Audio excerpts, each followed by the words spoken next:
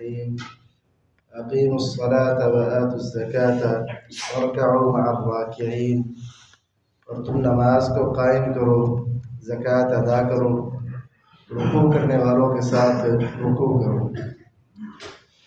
محترم بھائیوں، ایک بادشاہ ہے، اس نے آپ کو دعوت دی ہے کہ آپ نے بھائی ہمارے محل میں اتنے بجے آپ نے ملاقات کے لیے آنا ہے۔ اب یہ دعوت جب مل گئی تو مجھے بتائیں کہ آپ میں سے کتنے افراد ایسے ہیں جو کہیں جی یہ ملاقات کا وقت 2 بجے کا ہے، تو چلو جاتے ہیں اور وہ 3 بجے پہنچے، تو کیا 3 بجے پہنچنے پر بادشاہ اس پر غصہ ہوگا کہ نہیں؟ یہ ایک دنیا کی مثال ہے۔ محترم بھائیوں، یہ دنیا کی بادشاہوں کی حیثیت ہی کوئی نہیں۔ اللہ تعالیٰ تو بادشاہوں کا بادشاہ ہے۔ اللہ تعالیٰ 5 وقت آپ کو خود ملاقات کے لیے بلاتا ہے کہ میرے بندو آؤ مجھ سے ملاقات کرو۔ اور یہ ملاقات ایسی نہیں ہے کہ آپ آئے ہو تو گفتگو نہیں ہوگی۔ آپ نماز میں کھڑے ہوتے ہیں تو اللہ آپ سے گفتگو کرتا ہے۔ حدیث میں ہے کہ بندہ سورۃ الفاتحہ پڑھتا ہے تو اللہ ہر آیت کے جواب میں جواب دیتے ہیں۔ حمیدنی عبدی، میرے بندے نے میری تعریف کی ہے، میرے بندے نے یہ مانگا میں نے اس کو دے دیا۔ اللہ تعالیٰ کلام کرتے ہیں بندے سے۔ تو اگر بندہ اللہ تعالیٰ کی ملاقات کی دعوت کو ٹھکرا دے تو کیا خیال ہے کہ یہ کوئی چھوٹا جرم ہے؟ دنیا کی بادشاہ کی دعوت ملاقات کی اس کو ٹھکرا دینا ایک بہت بڑا جرم بن جاتا ہے، تو کیا اللہ جو بادشاہوں کا بادشاہ ہے اس کی دعوت کو ٹھکرا دینا بڑا معمولی ہے؟ نہیں محترم بھائیو، یہ معمولی چیز نہیں ہے۔ یہ جو ہے نا جماعت کے ساتھ نماز، اللہ نے یہ فرض کی ہے، نماز اکیلی فرض نہیں کی اللہ تعالیٰ نے، نماز با جماعت اللہ تعالیٰ نے فرض کی ہے۔ اور نبی کریم صلی اللہ علیہ وسلم نے اس پر یہ فرمایا کہ من سمع النداء فلم یأتہ فلا صلاۃ لہ الا من عذر، جس نے اذان کی آواز سنی پھر اس اذان کی آواز پر لبیک نہ کہا، مسجد میں نماز با جماعت کے لیے نہ آیا، اس کی نماز ہوتی نہیں مگر عذر کے ساتھ۔ عذر کیا ہے کہ یا تو بارش ہے یا بیماری ہے۔ جو شرعی عذر ہے ان کی موجودگی میں تو ٹھیک ہے کہ بندہ بعد میں پڑھ لے، ٹھیک ہے، لیکن بغیر شرعی عذر کے ایک بندہ اذان سن کر صرف اپنے گھر میں محفل جو سجی ہوئی ہے اس کے اندر سے اٹھنا گوارا نہیں کرتا اور اللہ تعالیٰ کی ملاقات کو پسند نہیں کرتا، بعد میں وہ ملاقات کے لیے آئے بھی تو اللہ اس کی ملاقات کو پسند نہیں کرتا، نماز نہیں ہوتی۔ اگرچہ اس کی طویلیں کرتی ہیں جی اس کی نماز ناقص ہے، یہ ہے، ایسی طویلیں رسول کریم نے نہیں کی۔ یہ ہمارے علماء کرتے ہیں جی وہ نماز بعد میں پڑھے تو نماز ناقص ہے، ایسے۔ مجھے حدیث کے لفظوں میں یہ وضاحتیں نہیں ملتی۔ حدیث کے لفظ بڑے واضح ہیں، من سمع النداء، جس نے اذان سنی، فلم یأتہ، پس وہ نماز کے لیے نہ آیا، فلا صلاۃ لہ، اس کی کوئی نماز نہیں ہے، الا من عذر، مگر عذر کی وجہ سے۔ یہ آگے ہمارے علماء مصلحتوں میں پڑ گئے کہ یار یہ تو بڑا سخت معاملہ ہو جائے گا کہ اگر ہم نے کہا نماز ہی نہیں ہوتی تو۔ بھائی جب رسول کریم صلی اللہ علیہ وسلم نے کہہ دیا جو اپنی خواہش سے بولتے ہی نہیں ہے تو گویا یہ اللہ تعالیٰ کی طرف سے حکم ہے کہ اس بندے کی نماز نہیں ہے، اسے توبہ کرنی چاہیے اپنے اس فعل پر۔ نبی کریم صلی اللہ علیہ وسلم نے فرمایا لَيَنْتَهِيَنَّ أَقْوَامٌ عَنْ وَدْعِهِمُ الْجَمَاعَاتِ، لوگ نماز با جماعت پڑھنے سے نہ پڑھنے سے باز آ رہے ہیں۔ اگر لوگ باز نہ آئے جماعتیں چھوڑنے سے تو اللہ کیا کرے گا؟ لَيَخْتِمَنَّ اللَّهُ عَلَىٰ قُلُوبِهِمْ، اللہ ان کی دلوں پہ مہر لگا دے گا، ثُمَّ لَا يَكُونَنَّ مِنَ الْغَافِلِينَ، پھر یہ غافلوں میں سے ہو جائیں گے، اللہ مہریں لگا دے گا۔ اور یہ معاملہ اتنا سخت ہے کہ نبی کریم صلی اللہ علیہ وسلم نے ان رسول اللہ صلی اللہ علیہ وسلم فقد الناس بعد الصلاۃ، اللہ کے رسول نے چند نمازوں میں کچھ لوگوں کو گم پایا تو رسول کریم نے فرمایا والذی نفسی بیدہ، اس ذات کی قسم جس کے ہاتھ میں مجھ محمد کی جان ہے صلی اللہ علیہ وسلم، لقد ہممت، تحقیق میں نے پختہ ارادہ کر لیا ہے، ان آمر رجلا، کہ میں ایک آدمی کو حکم دوں کہ اذان کہی جائے، پھر میں حکم دوں لوگوں کو وہ نماز پڑھائے، پھر میں خود یہ نماز کھڑی کروا کر چلا جاؤں ان لوگوں کی طرف جو نماز با جماعت میں حاضر نہیں ہوتے، پھر میں اپنے ساتھ جانے والے لوگوں کو حکم دوں کہ وہ لکڑیوں کے گٹھے جلا کر ان کو ان کے گھروں سمیت جلا ڈالیں۔ یہ کون نبی کہہ رہا ہے؟ وَمَا أَرْسَلْنَاكَ إِلَّا رَحْمَةً لِّلْعَالَمِينَ۔ وہ نبی کہہ رہا ہے کہ اگر میں نے یہ پختہ ارادہ کر لیا ہے قسم اٹھا کے کہ جو بندے نماز با جماعت سے پیچھے رہتے میں ان کو گھروں سمیت جلا ڈالوں۔ یعنی یہ کوئی اتنا معمولی معاملہ نہیں ہے جس کو ہم نے بڑا معمولی لے لیا ہے۔ محترم بھائیوں، ہمارے لیے نمونہ ہے جناب محمد الرسول اللہ صلی اللہ علیہ وسلم۔ اما جی عائشہ سے حضرت عبید اللہ رضی اللہ تعالیٰ عنہ نے پوچھا کہ ماں جی مجھے نبی کریم صلی اللہ علیہ وسلم کی بیماری کے ایام کے بارے میں، آخری بیماری کے ایام کے بارے میں بتائیں۔ تو کہتی ہیں اما جی عائشہ فرمانے لگی ثقل النبی صلی اللہ علیہ وسلم، نبی کریم صلی اللہ علیہ وسلم بہت بیمار ہو گئے، تو آپ کو ایک ہی فکر تھی۔ جب نماز کا وقت ہوا تو آپ نے کہا اصل الناس، کیا لوگوں نے نماز پڑھ لی ہے؟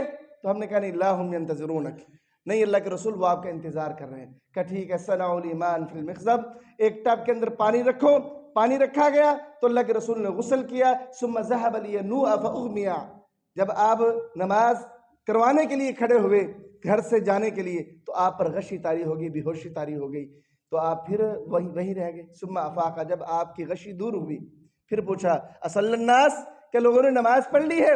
لا ہم ینتظرونک یا رسول اللہ، نہیں اللہ کے رسول لوگ آپ کا انتظار کر رہے ہیں۔ کہ ٹھیک ہے، ایک ٹب میں پانی رکھو، پانی رکھا گیا، اللہ کے رسول نے غسل کیا، پھر کھڑے ہونے کے لیے اٹھے نماز کے لیے، پھر آپ پر غشی طاری ہو گئی، پھر جب تھوڑی سی غشی دور ہوئی کہا اصل الناس، کیا لوگوں نے نماز پڑھ لی ہے؟ کہا نہیں، لا ہم ینتظرونک یا رسول اللہ، نہیں اللہ کے رسول وہ آپ کا انتظار کر رہے ہیں۔ تو کہا ٹھیک ہے، ایک ٹب میں پانی رکھو، پانی رکھا گیا، رسول کریم نے غسل کیا، کچھ طبیعت میں افاقہ ہوا، کھڑے ہوئے نماز کے لیے، پھر آپ پر غشی طاری ہو گئی، پھر جب افاقہ ہوا تو پوچھا کیا لوگوں نے نماز پڑھ لی ہے؟ کہا نہیں اللہ کے رسول وہ آپ کا انتظار کر رہے ہیں۔ 3 مرتبہ غشی طاری ہوئی اور آپ کو افاقہ نہ ہوا تو رسول کریم نے کہا جاؤ پھر ابو بکر کو کہو کہ لوگوں کو نماز کروائے۔ ماری عائشہ کی دوسری حدیث میں ہے کہ جب یہ کیفیت کچھ دور ہوئی فورد النبی صلی اللہ علیہ وسلم من نفسه خفہ، رسول کریم نے اپنی طبیعت کے اندر کچھ ہلکا پن محسوس کیا، فخرج، پس آپ نکلے، یحاذا بین رجلین، آپ 2 آدمیوں کے سہارے جا رہے تھے۔ ماری عائشہ کہتی میں دیکھ رہی تھی کہ آپ کی کیفیت ایسی تھی کہ 2 آدمی آپ کو اٹھائے لے جا رہے ہیں اور آپ کے قدم نہ گویا زمین پر لکیر کھینچتے چلے جا رہے ہیں، یعنی آپ اپنے قدم بھی نہیں اٹھا پا رہے، ایسے تھا جیسے قدم زمین پر لکیر کھینچ رہے ہیں اور نماز با جماعت کے لیے آپ جا رہے ہیں۔ یا مجھے یہ بتائیں کہ اس قدر شدید بیماری کی حالت میں کہ بندہ چل نہ پائے، 2 بندے اٹھا کے لے جائیں، اگر تو یہ نماز با جماعت کا معاملہ بڑا ہلکا ہوتا رسول کریم نہ جاتے۔ آپ امت پر آسانی نہیں چاہتے، آپ سے زیادہ آسانی چاہنے والا تھا کوئی نہیں، فرمایا مجھے دین آسانی والا دے کر بھیجا گیا ہے، لیکن اس معاملے میں نبی کریم صلی اللہ علیہ وسلم نے اتنی سختی کی۔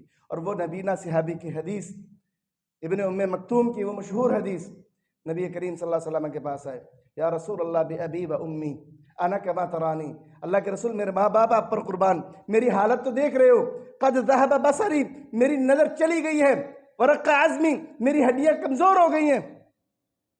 اور ایک حدیث میں آتا ہے کہ ایک تو یہ نظر چلی گئی ہے، ہڈیاں کمزور ہو گئی ہیں، ایک حدیث میں آتا ہے کہ حضرت ابن ام مکتوم کہنے لگے اللہ کے رسول میں بوڑھا بھی ہو چکا ہوں۔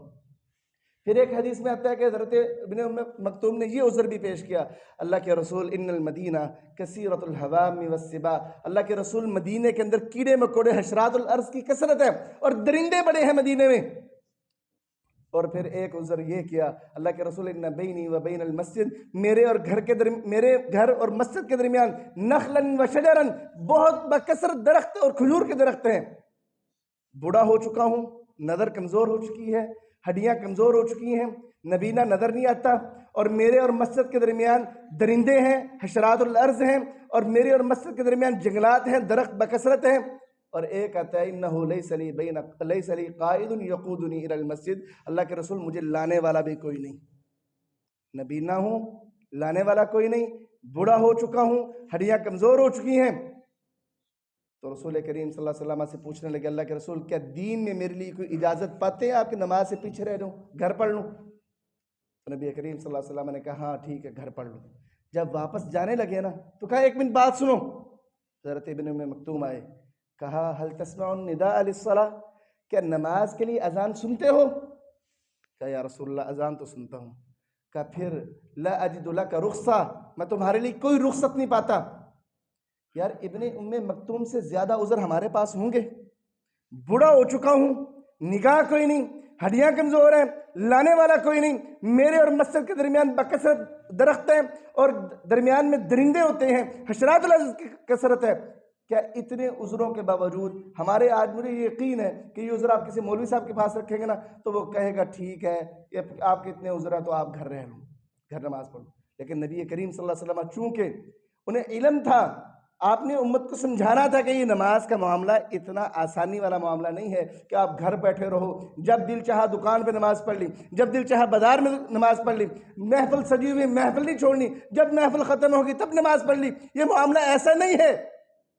یہ معاملہ ایسا ہے کہ جب اللہ کی طرف سے بلاوا آ گیا جانا پڑے گا۔ اب گھر نہیں بیٹھ سکتے، اگر آپ نہیں جاتے، اذان ہوتی ہے تو نہیں جاتے۔ ایک تو قیامت والے دن وہ نبی کریم کی حدیث ہے کہ بندے اور کفر کے درمیان فرق کرنے والی چیز نماز ہے، وہ تو بڑی واضح ہے نا۔ قیامت والے دن نا ایک منظر یہ بھی ہوگا، اللہ تعالیٰ اپنی پنڈلی ننگی کرے گا اور لوگوں کو سجدے کے لیے بلایا جائے گا کہ آؤ سجدہ کرو۔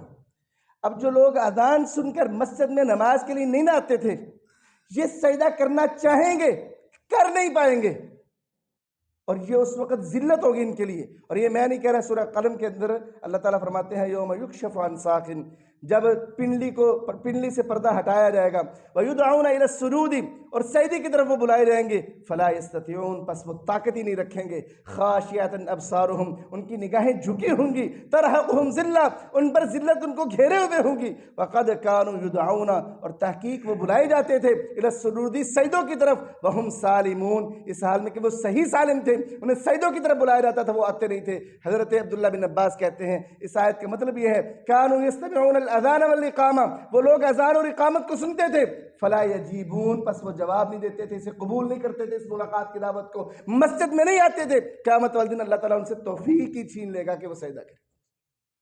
محترم بھائیو، یہ نماز باجماعت کا معاملہ بڑا گمبھیر معاملہ ہے۔ صحابہ کرام رضوان اللہ اجمعین کا جو طرز عمل ہے، حضرت عبداللہ بن عمر رضی اللہ تعالیٰ عنہ کا ان کے بارے میں آتا ہے کہ ان کی کوئی نماز جماعت سے رہ جاتی نا، تو وہ اگلی نماز تک اپنے آپ کو سزا دینے کے لیے نفل پڑھتے رہتے، یعنی میری نماز کیوں رہ گئی ہے؟ ظہر کی نماز اگر جماعت سے کچھ رہ گئی ہے تو عصر تک وہ مسجد سے جاتے نہیں تھے اور نفل کے اندر رہتے تھے کہ اپنے اس گناہ کا کفارہ دے سکیں۔ وہ اسے گناہ سمجھتے تھے، ان پر بڑا دکھ طاری ہو جاتا تھا۔ حضرت حذیفہ کے بارے میں آتا ہے رضی اللہ تعالیٰ عنہ کہ جب ان کی کوئی نماز مسجد میں جماعت سے رہ جاتی ہے تو وہ دوسری مسجد کی طرف جاتے، تیسری مسجد کی طرف جاتے، حتیٰ کہ وہ مدینے کی مساجد کا چکر لگاتے کہ مجھے کہیں نماز با جماعت کے ساتھ مل جائے۔ ہمارا حال کیا ہے؟ اچھا یہ 5 منٹ ہو گئے ہیں، نماز تو کھڑی ہو گئی ہوگی، تو اب میں اگر مسجد تک پہنچوں گا تو نماز تو ہو گئی ہوگی، اس لیے مسجد میں جانے کا مقصد کیا ہے؟ گھر پڑھ لیتے۔ اور صحابی کا عمل کیا ہے کہ وہ ایک مسجد میں نماز اگر ہو گئی ہے تو دوسری مسجد کی طرف، تیسری مسجد کی طرف، چوتھی مسجد کی طرف، مدینے کی مسجدیں کھنگال مارتے کہ کہیں مجھے نماز با جماعت مل جائے۔ حضرت عدی بن حاتم رضی اللہ تعالیٰ عنہ کہتے ہیں میں جب سے اسلام لایا ہوں مجھے نہیں یاد پڑتا کہ کبھی اذان ہوئی اور میں باوضو حالت میں موجود نہ ہوں مسجد۔ حضرت سعید بن مسیب کہتے ہیں 40 سال ہو گئے ہیں مجھے، 40 سال میری جماعت سے ایک نماز بھی نہیں رہی، 40 سال ہو گئے ہیں۔ یہ ان لوگوں کا عمل ہے جو دین کو سمجھتے تھے اور دین کے اولین مخاطب تھے، انہیں اندازہ تھا کہ یہ معاملہ کس قدر سخت ہے۔ آپ بیمار ہیں، ہلکی پھلکی کوئی مسئلہ ہو گیا، گھر میں نماز پڑھ لی۔ جنگ کے بارے میں کیا خیال ہے؟ اب جنگ کے اندر بھی نماز با جماعت چھوڑنے کی اجازت نہیں ہے۔ اللہ نے کہا ہے جنگ کے اندر بھی مسلمان 2 حصوں میں بٹ جائیں، ایک حصہ اللہ کے رسول کے ساتھ یا لشکر کے امام کے ساتھ نماز با جماعت 1 رکعت ادا کرے، پھر وہ چلا جائے، دوسرا حصہ آ کے با جماعت نماز ادا کرے۔ جنگ کی حالت میں اس کی اجازت نہیں ہے۔ تو محترم بھائیو پھر ہمارے عذر کہاں جائیں گے جو ہم بناتے ہیں؟ تو اس لیے محترم بھائیو جو بھی آپ عذر بنانا چاہتے ہیں نا، تو اس کے بارے میں یہ سوچ کے رکھیں کہ ہم اللہ کے ہاں بھی یہ عذر پیش کر سکیں گے کہ نہیں۔ اور دوسری طرف اگر آپ مسجد میں نماز با جماعت کے لیے آتے ہو تو آپ اتنے عظیم الشان آدمی ہو کہ نبی کریم صلی اللہ علیہ وسلم نے فرمایا کہ بندہ وضو کرتا ہے اور مسجد کی طرف آتا ہے تو وہ اللہ کا مہمان ہوتا ہے۔ وَحَقٌّ عَلَى الْمَزُورِ أَن يُكْرِمَ الزَّائِرَ، تو میزبان پر لازم ہے کہ اس مہمان کی تکریم کرے، اللہ اس بندے کی تکریم کرتا ہے۔ ایک حدیث کے اندر آتا ہے کہ بندہ مسجد میں نماز کے لیے آتا ہے اچھی طرح وضو کر کے گھر سے، تو یہ بندہ اس کے آنے سے اللہ ایسے خوش ہوتا ہے، اِلَّا تَبَشْبَشَ اللَّهُ كَمَا يَتَبَشْبَشُ أَهْلُ الْغَائِبِ بِطَلْعَتِهِ، جیسے پردیسی کے گھر آنے پر پردیسی کے گھر والے خوش ہوتے ہیں نا، اللہ مسجد میں بندے کے آنے پر اس طرح خوش ہوتا ہے۔ اور ایک حدیث میں آتا ہے ان اللہ لا يعجب من صلاته من الجمیع، اللہ تعالیٰ با جماعت نماز پڑھنے والوں پر بڑا ہی خوش ہوتا ہے۔ تو اللہ تعالیٰ خوش ہوتا ہے، میرا مہمان آیا ہے، اللہ میزبان ہے۔ ایک طرف تو یہ کیفیت ہے اور دوسری طرف کیفیت کہ اللہ سخت ناراض ہوتا ہے، اللہ توفیق چھین لے گا اس سے۔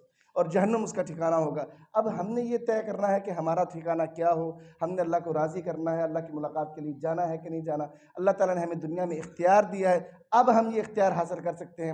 قیامت والے دن لاکھ کہتے رہیں اللہ ہمیں مہلت دے دے، اب ہم نیک عمل کریں گے، نماز پڑھیں گے، یہ کریں گے، یہ کریں گے۔ محترم بھائیوں، مہلت نہیں ملنی، یہ مہلت والی زندگی اب ہمارے پاس موجود ہے، اس لیے اس مہلت سے فائدہ اٹھائیے، اللہ کو راضی کرنے والے کام کریں اور اللہ کی ناراضگی والے کاموں سے بچتے رہیں۔ اللہ تعالی ہمیں عمل کی توفیق عطا فرمائے۔ وما علیہ البلاغ۔